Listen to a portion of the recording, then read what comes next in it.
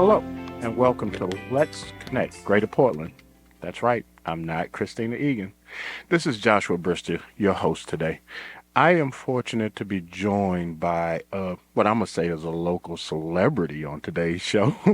Our guest today is Dennis Ross. He is the founder of WJZP 107.9 here in Portland, Maine. For all you folks that don't know that number, that is jazz, smooth jazz. And our topic today is the importance of local radio. So, Dennis, how are you, sir? Thanks for joining me. I'm doing well. Thanks for having me. Great, man. So I'm gonna ask you. I'm gonna get straight into it. Today, you're celebrating 20 years. 20 years on the air. What did it take to get there? An act of Congress. And I mean that literally because the FCC only opens a window up for new radio stations once in a blue moon. So I applied for it, and it took 10 years to actually get it. Nice. And again, 20 years. We're celebrating. Actually, yesterday. Nice. All right, so take me back. You just said yesterday. Take me back like it was yesterday. How did Dennis Ross get to Portland, Maine, and start a local radio station? Okay. So after graduating from college, American University in Washington, D.C., moved to San Diego, California. And my first job out of college was general sales manager at the only black or urban station in San Diego. Okay. And I stayed there for about 20 years. And the FCC, as I was saying, opened up a window. So that's what gets you to. So that brought me to Maine, because there was an opportunity here in Maine, and when I say opportunity, because there's not very many black-owned radio stations that actually have a FCC license in order to be able to broadcast. So break that down. You said not very many, but is there a specific number on that? Yes. I would say out of all 2,000, there's only maybe 3 or 4. Come on. 300 or 400? No. 3. 1, 2, 3. 1, 2, 3, 4. Yeah. In the country. Okay. All right. We'll break that down later in the episode. So as you were saying, you make it to Maine. So I make it to Maine, and the FCC allows you to apply for the license. Okay. And when they open up the window, it's a wide open type of thing, is to where, anybody can apply for the license. But you have to, go through a litany test, so to speak. And the good old litany test. Yeah, and there was 3 other people that also, applied for the same frequency that I applied for. And they also got it. So it wasn't a mutually exclusive license at that particular time. So there was 2 other people. Gotcha. Now, you went out. Right, you win the frequency? Yes. All right, and thus comes WJZP 107.9. No, thus comes WJZP 105.1. Okay. And that was the original frequency, and the reason why it was 105.1 is because that was the only space on the that a new frequency would fit. And incidentally, that 105.1 had belonged to a radio station up in South Skowhegan, Maine, which is, they was broadcasting 100,000 watts of power. WJZP is what they call an LPFM, and which stands for low powered. So WJZP transmits 100 watts power. But the reason why the FCC and the reason why WJZP exists in stations like mine across the country is because the FCC wanted individual community stations to represent their communities.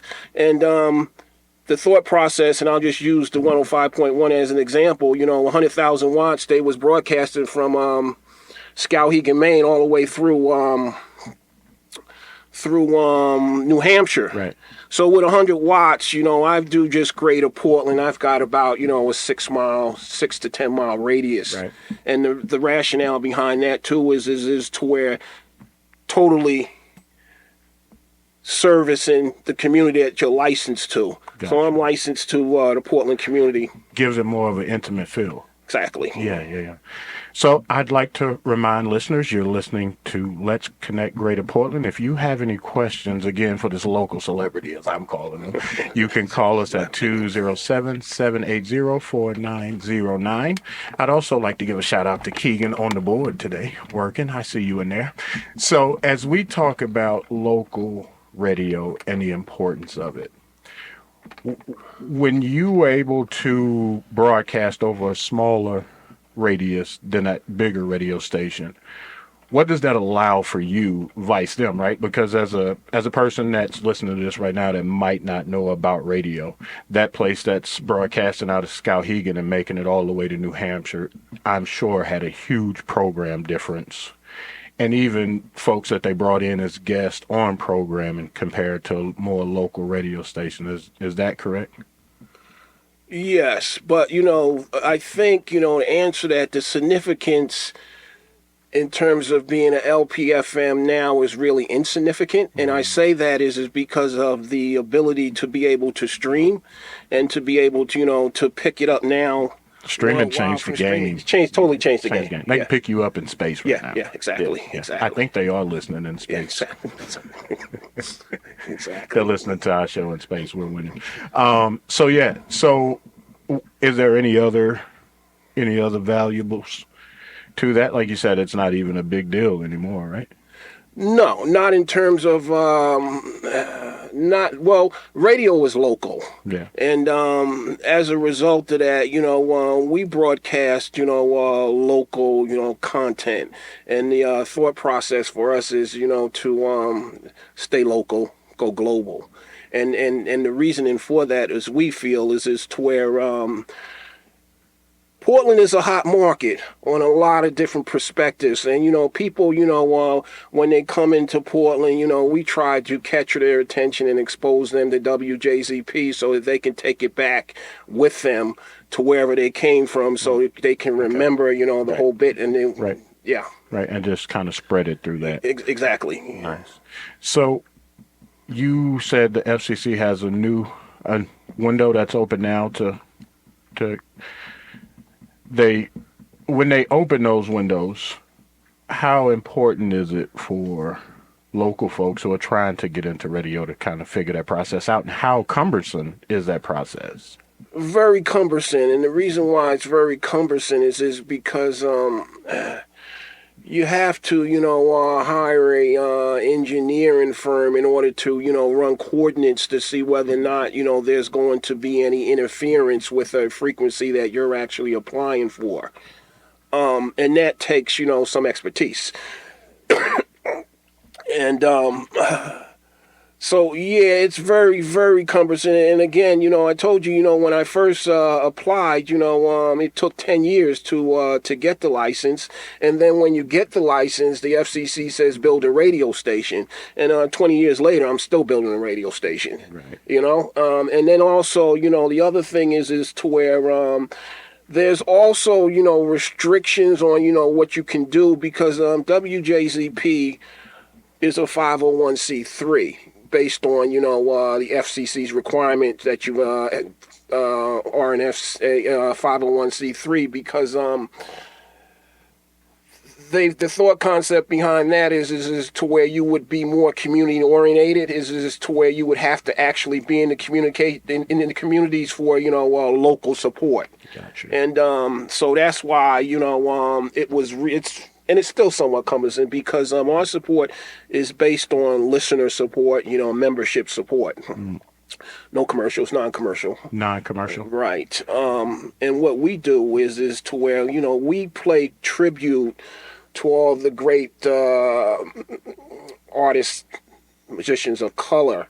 And because the thought process behind that is Portland's a very progressive city. And it's also 98, 99% white as well. And with that said is to where we wanted to also expose the local population to the artists of color. Right. And it resonates with them because again, it's very progressive. So they've heard them other places, but none of the other stations was playing what we were, in the sense of truly dedicated to the and we try to do a format. We do a format with a thread, and what that means is to where everything derived from something. There's a thread. Whether it's black, white, or different in terms of the musician. There's still a thread there. When you talk about programming for a local radio station, give the listener some insight into kind of what goes behind that. I know you said WJZP is dedicated to spotlighting the black musician, but what also goes into programming? Yeah, and that's one of the reasons why we're dedicated, not exclusively, but we're dedicated to music as a format initially. And because it's a lot easier to just play music with some drop-ins as opposed to content and programming. Again, we're a 501c3, so most of the people that have worked with us over the years are volunteers, and you can only ask volunteers to do so much. Yeah. Right. And as a result of that, the software package that you have to incorporate within your broadcasting requires manpower, right, and content. So until we get to the point is to where we're able to afford to be able to put people in positions to be able to do content, we'll just continue to play music. But the long-term plan is also to include, local, content, such as we're doing right now. Yeah. Very important. Look, that brings me to my next topic. The importance of local radio and content. In your opinion, I mean, I literally I'm sitting next to someone with decades of radio experience, local radio experience. As I see it, local radio has been on a decline. I want to kind of pick your brain as to maybe some reasons behind that you see, and we'll get to the second part of that with the importance of local content and local radio. Okay, well, I have to disagree with that statement is to where local radio is on a decline. I think that, local radio is actually on an uptick. Okay. And the reason why it's on an uptick is because it's authentic. I mean, it's like this, even in terms of, me being here, able to talk to you, locally, another local radio station, and that resonates with people because, again, radio is local, and people want to hear local things that are going on, local events, the whole bit. And that's the thing also is to where, again, why we exist is it's because there's stations now, quadruple stations that have 5 or 6 stations, and they broadcast out of Houston, Texas, or whatever, and you don't get the local flavor, you don't get the local content. And local's important is also because I see a lot of the same people that listen at the grocery stores, or Trader Joe's, Right. No, I can I can definitely see that. The local, for me growing up in Louisiana, local radio was everything. 94.1 was a local hip-hop station to me in the 90s and early aughts, or late 80s and into the 90s. But I also remember them talking about local events, talking about local news and that type of thing, where I believe people nowadays are more or less prone to go and buy a newspaper off the stand, right? And most people are taking those long commutes. So they're usually attuned to a local radio frequency to get some type of information. Well, also, as you know, radio is still the most utilized media than any other media, even more so than TV. Radio is still, because you still have a captivated audience when you get in your car. And so, radio still is relevant. Right. So you've been in music all this time, right? Have you done anything else professionally? When you say that, have I done anything other than radio? Yeah. Yes, I also because I needed to support myself as well too, and this doesn't support me in the sense of the capitalistic society, right, in which we live. Gotcha. So I also I own a distributorship. I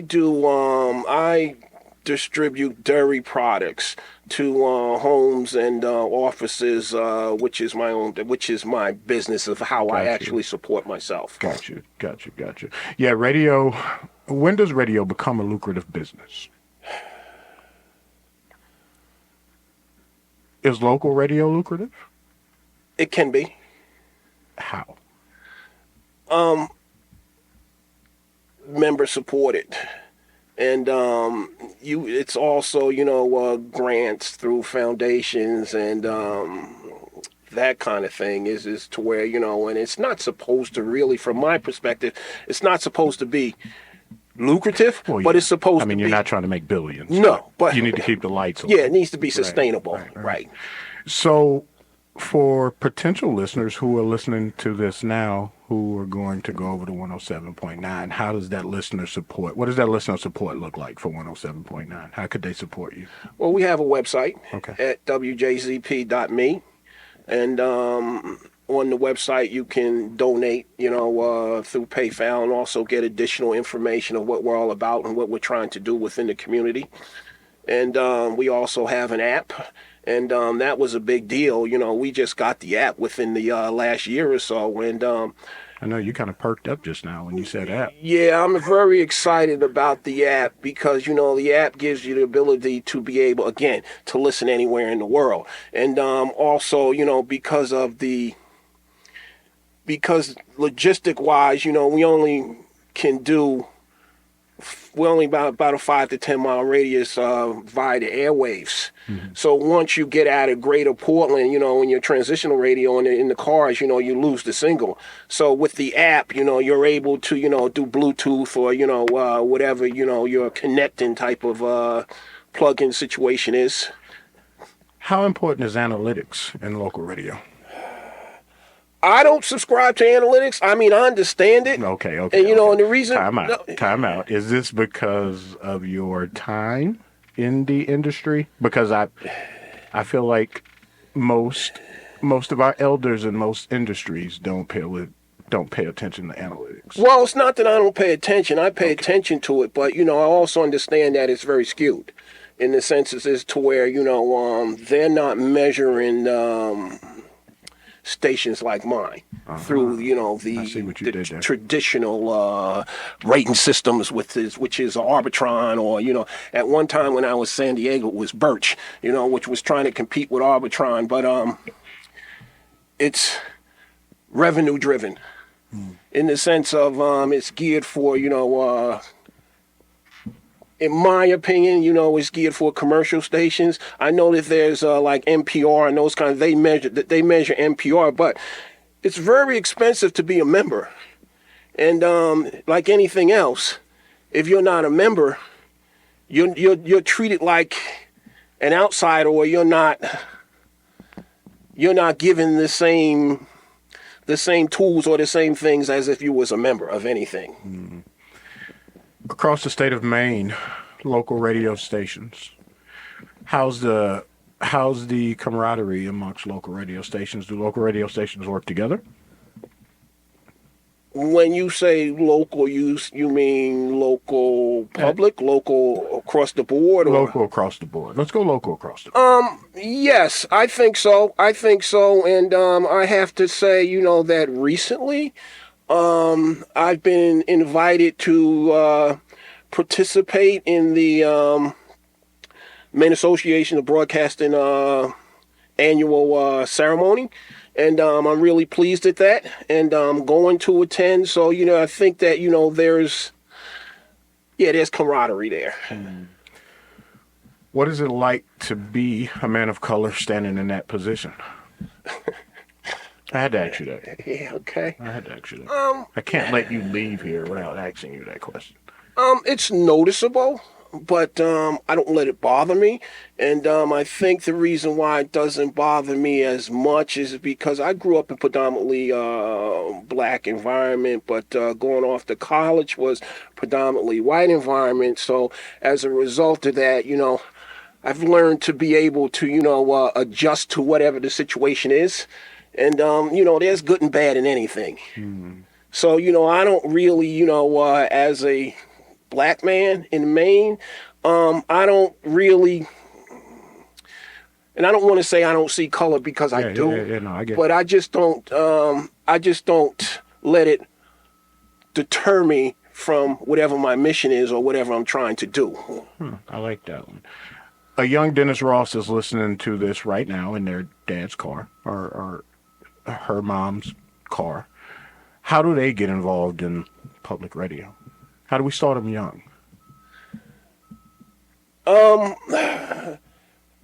They can volunteer at anything. I'm wide open for any volunteers that want to do anything, at WJZP. What do you got? What position? All of them. Anything is open. and I say that go to the website and search. Yeah, and I say that is because the way that I had to, the way that I have to, run WJZP is to where because I can't pay people because, the revenue stream is not there yet. But what I can do is because the apparatus is already in place, people that, want to get involved in radio at WJZP can come in and plug in and do whatever they want to do for the most part. Right. And what I mean by that is to where you can't change it from jazz to rap. No. Okay. No. And that goes back to, again, is to where, we try to, follow, a format, and unfortunately, rap doesn't fit into our format, based on, and I think that's more of a personal experience. Yeah, okay. What is it waking up and being like, I'm in year 20 of this? Yeah, I wake up every morning, I'm amazed. And I listen to WJZP probably, 20 out of 24 hours of the day. I've got it on the car, I've got it in the home, and that's just because I'm monitoring myself and what's going on is because there's not a staff. And, right now, it's completely automated. And it took some time to get it to that point is to where it's completely automated. But when I say it's completely automated, it's automated to the point is to where, it plays music and it plays the stop sets and all that.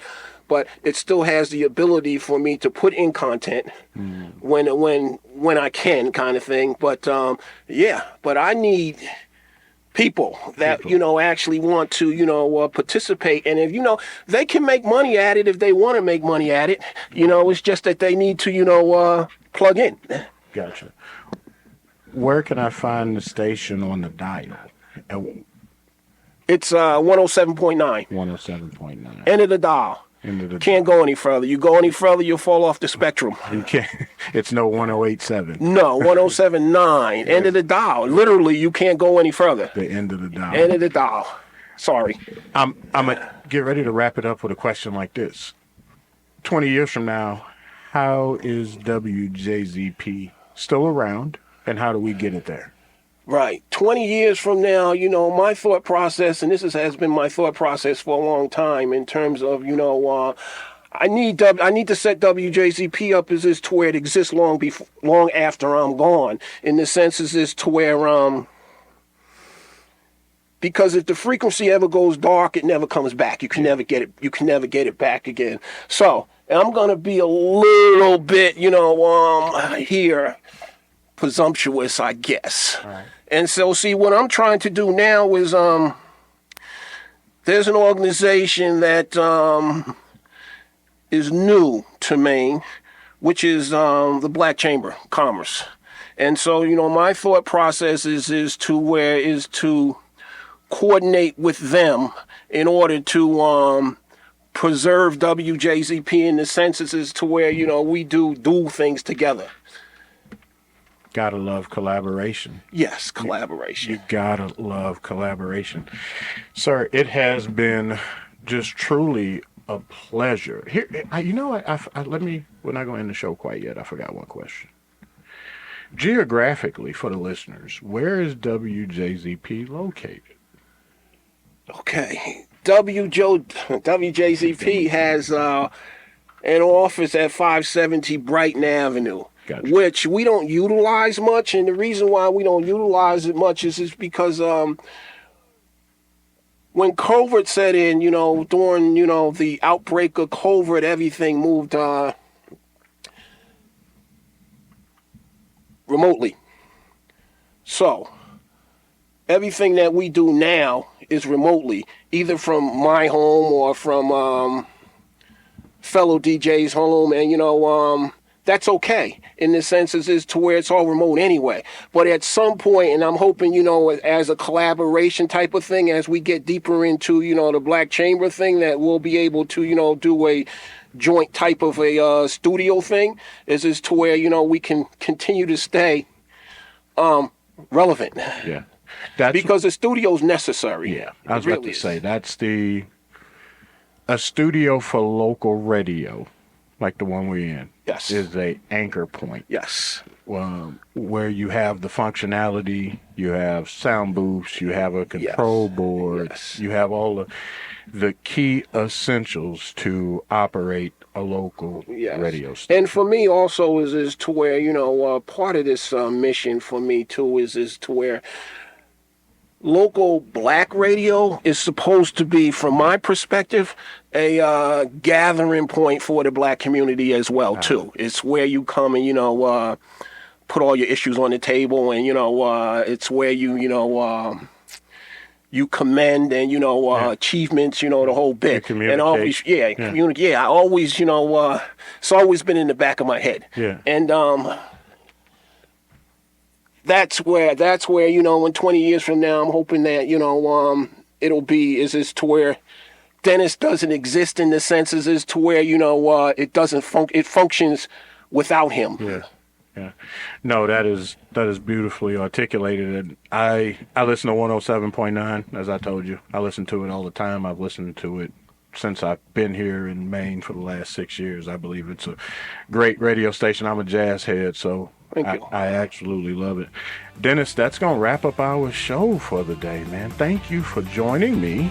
I'd like to thank WMPG at USM for having us and allowing us to do our part to keep local radio going. I'd like to thank our staff today. Tom, as always, he's amazing. Keegan, really great job today. Don't know when the next time you'll hear me because Christina will be back, but thanks everyone for listening, and that is going to do it for today. Have a great weekend. We'll see you next time. Bye.